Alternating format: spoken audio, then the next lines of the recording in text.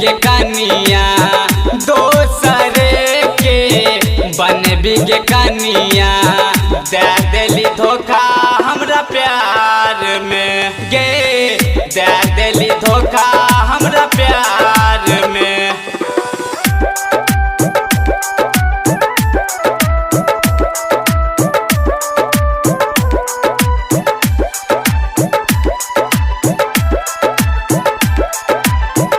एको दिन हमारा बिना रहत रहली जान जान हमारा तोई कहत रहली।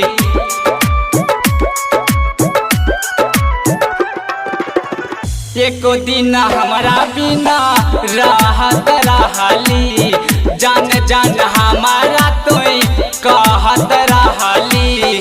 तैयो अकेला हमरा छोड़ के गेलही तैयो अकेला हमरा छोड़ के गेलही।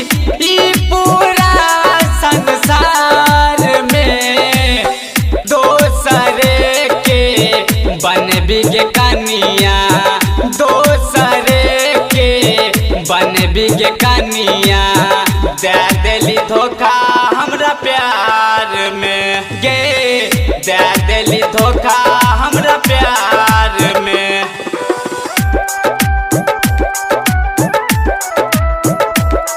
Music by Riya studio Khagaria.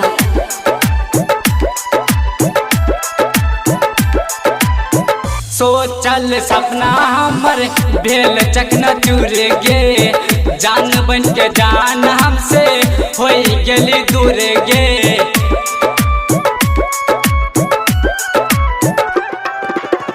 सोचल सपना हमर भेल चकनाचूर गे जान बन के जान हमसे हो गेली दूर गे।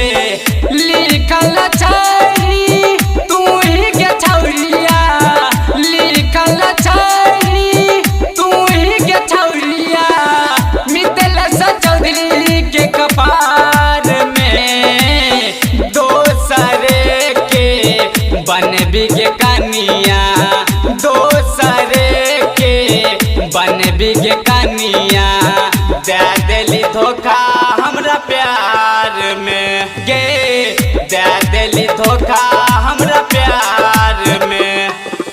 Music by Riya studio